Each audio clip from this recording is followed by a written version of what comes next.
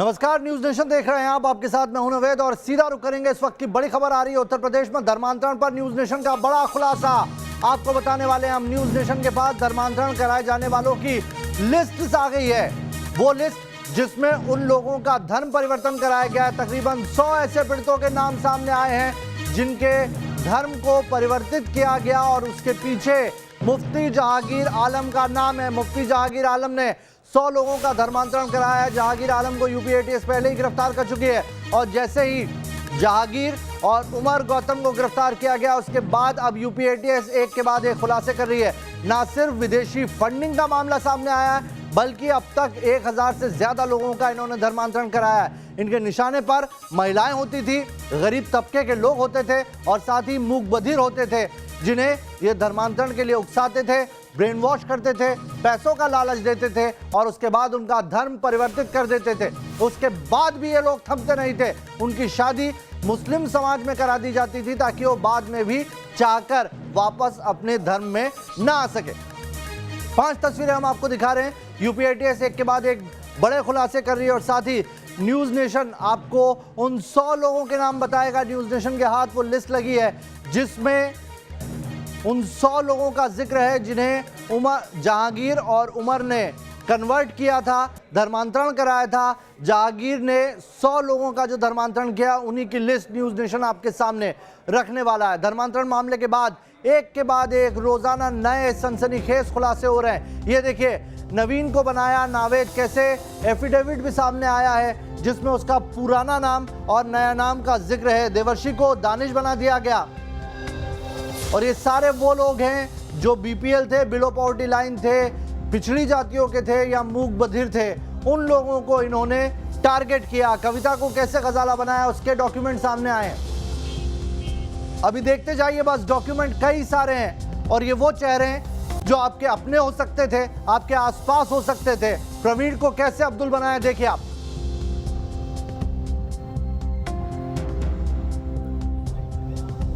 एक एक का नाम और साथ में उसका पता है। प्रियंका सेन पहले नाम था लेकिन अब फातिमा मोहम्मद फारूक के नाम से पहचानी जाती हैं।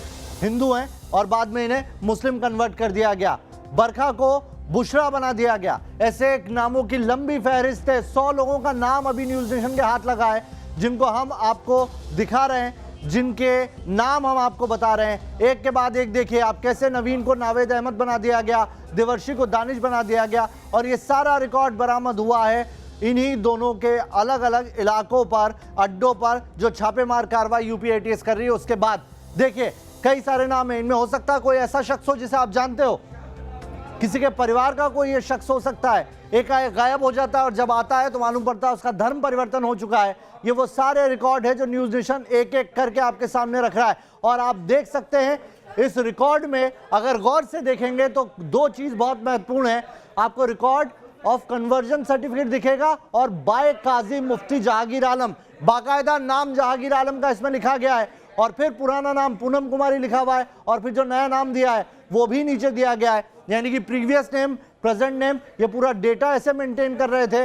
और रिकॉर्ड फॉर कन्वर्जन सर्टिफिकेट ये कहाँ भेजे जा रहे थे, कहाँ इनका इस्तेमाल हो रहा था, ये वो सारी चीजें हैं जिनके खुलासे अब न्यूज नेशन आपके सामने करने जा रहा है।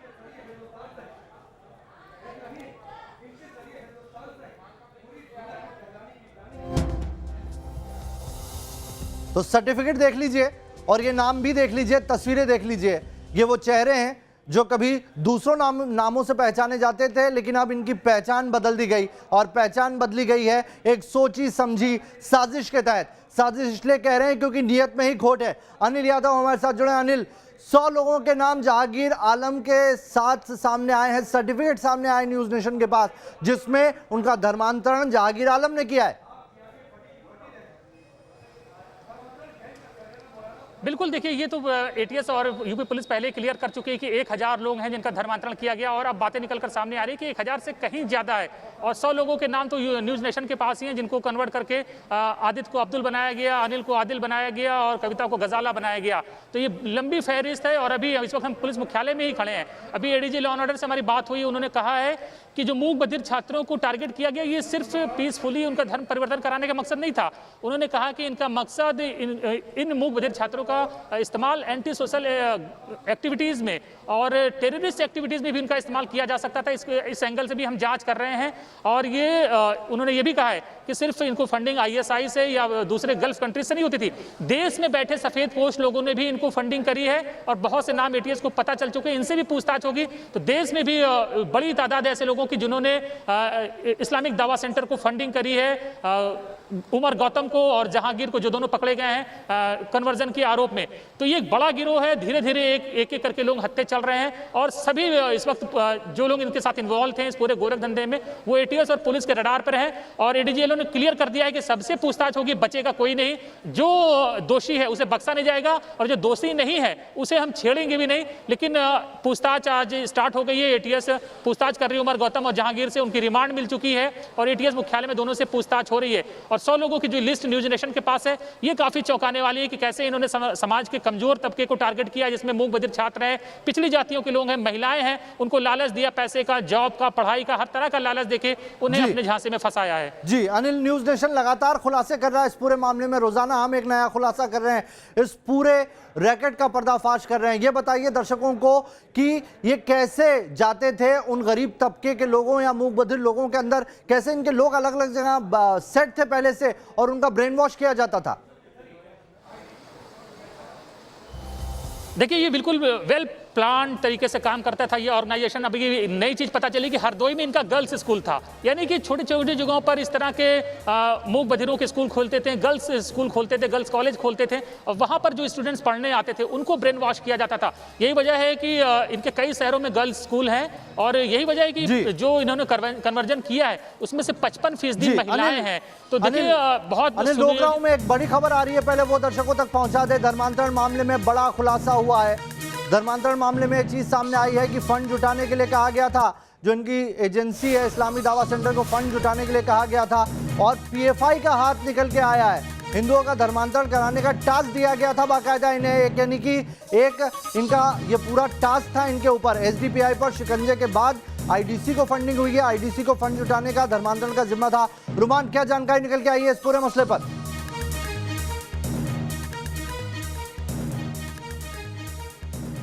देखिए, बिल्कुल जो एजेंसी को जानकारी मिली है उसके मुताबिक इस्लामिक दावा सेंटर वो कुछ और नहीं बल्कि PFI का एक फ्रंट संगठन है। दरअसल जो जानकारी मिली है उसके मुताबिक SDPI, जिसका काम विदेशों से फंड जुटाना था PFI के लिए, और NTCA प्रोटेस्ट के दौरान SDPI एक्सपोज हो गया था और इसके ऊपर एजेंसीज की नज़र थी। और इसी के चलते पिछले 2 साल से IDC को बनाया गया और वो ये फंड मुहैया करा रहा था। लेकिन इस बार इसको सिर्फ फंड मुहैया कराने या देश में गड़बड़ी फैलाने के अलावा कन्वर्जन की भी जिम्मेदारी दी गई थी। इसको सीधे तौर पर 1 साल के अंदर 300 हिंदुओं को मुस्लिम में कन्वर्ट कराने का टारगेट दिया गया था और जिसके लिए बाकायदा पूरी फंडिंग की जा रही थी। और ये फंडिंग सिर्फ ISI के ज़रिए नहीं बल्कि टर्की हो या फिर कई गल्फ़ कंट्रीज़ हैं जहाँ से सीधे तौर पर आ रही थी। इसमें एक बड़ी जांच में सामने आया है कि डॉक्टर जाकिर नायक जो कि मलेशिया में बैठा हुआ है, उसका भी पैसा और उसकी भी संस्था का पैसा इसमें आया है। और सीधे तौर पर ईडी इस पूरे मामले की जांच कर रही है क्योंकि इस मामले में मौलाना साद का नाम पहले आ चुका है, जिसमें मनु यादव जो गुड़गांव का बच्चा था जिसको अब्दुल मन्नान बना दिया गया था, उसने अपनी माँ को बताया था इशारे से टीवी पर देखे कि वो मौलाना साद से मिला था। लेकिन अब जाकिर नायक का भी एंगल सामने आया है। जाकिर नायक के संगठन से भी पैसा मौलाना गौतम के जो खाते हैं उनमें आया है। अब ये सारी चीज़ें क्लियर हो जाएंगी बहुत जल्दी क्योंकि इस मामले में सिर्फ यूपी ATS नहीं बल्कि इनकम टैक्स डिपार्टमेंट और प्रवर्तन निदेशालय भी जांच कर रहा है। तो जल्दी सारे खुलासे होंगे। और लेकिन ये साजिश इतनी छोटी नहीं है कि सिर्फ मूक बधिर बच्चों को या फिर महिलाओं को या फिर निचले तबके के लोगों को कन्वर्ट करके इस्लाम में शामिल कराया जा रहा था, बल्कि साजिश इतनी बड़ी थी कि इसके लिए बाकायदा एक लीगल टीम मौजूद थी। इसके लिए एक बहुत मोटी फंडिंग आ रही थी और ये फंडिंग मामूली लोगों से नहीं, उन तमाम लोगों से आ रही थी जो कि पहले से ही देश के दुश्मन डिक्लेयर हैं और जो पहले से इन तमाम चीज़ों में शामिल थे। अब सीधे तौर पर जांच कर रही हैं केंद्रीय एजेंसीज भी, और जल्दी इस पूरे मामले में खुलासा होगा, क्योंकि सबसे महत्वपूर्ण बात यह है कि जो पकड़े गए हैं इसके बारे में बताया जा रहा है कि ये मोहरे हो सकते हैं। कई सफेद पोश लोग ऐसे हैं जो इस पूरी तो यानी कि तार कई बहुत सारी जगह और यूपी एटीएस उन्हीं ट्रेल को पता लगाने की कोशिश कर रही है। बड़ी खबर आ रही है इस मामले से जुड़ी एक और, पकड़े गए आरोपी मौलाना उमर का बड़ा कबूलनामा सामने आया है। 1000 लोगों का धर्मांतरण डॉक्यूमेंट जारी करने का दावा किया गया है। एक महीने में 15 से ज्यादा लोगों का धर्मांतरण डॉक्यूमेंट बनाता था।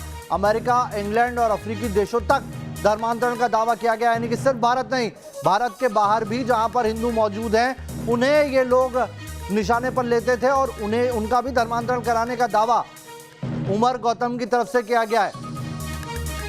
अनिल, कोई जानकारी इसके बाबत? बिल्कुल, देखिए इसमें धर्मांतरण से ये जुड़ी हुई लगातार ये नए नए खुलासे हो रहे हैं और यूपी पुलिस देखिए कह रही है, अभी एडीजी से हमारी जो बात हुई वो कह रहे हैं कि हमने उनको कस्टडी रिमांड में ले लिया, उनसे पूछताछ हो रही है और जो कई खुलासे हो चुके हैं कि कई सफेद पोस्ट इन लोगों का भी इन्वॉल्वमेंट रहा है जिन्होंने इनको फंडिंग करी है, कुछ पॉलिटिशियन भी इसमें है, कुछ नौकरी पेशा लोग भी हैं। तो ये एक बड़ा पैन इंडिया गिरोह है और इसके तार सिर्फ इंडिया में नहीं, इन्होंने विदेश में जो लोग धर्मांतरण कराते थे उनसे भी जुड़े हुए हैं। तो देखिए एक के बाद एक खुलासे हो रहे हैं और निश्चित ही इनका जो पूरा इरादा था शांतिपूर्ण कन्वर्जन तरीके तक सीमित नहीं था, और भी इनके मंसूबे खतरनाक थे जिन पर परत दर परत अभी उनकी परत खुलनी बाकी है। तो देखिए आप किस तरीके से उमर गौतम ने दावा किया है कि उसने एक महीने में वो 15 लोगों का कन्वर्जन करता था और सिर्फ भारत नहीं, भारत के बाहर भी उसने कई हिंदुओं का कन्वर्जन किया है। एक रिपोर्ट दिखाते हैं आप।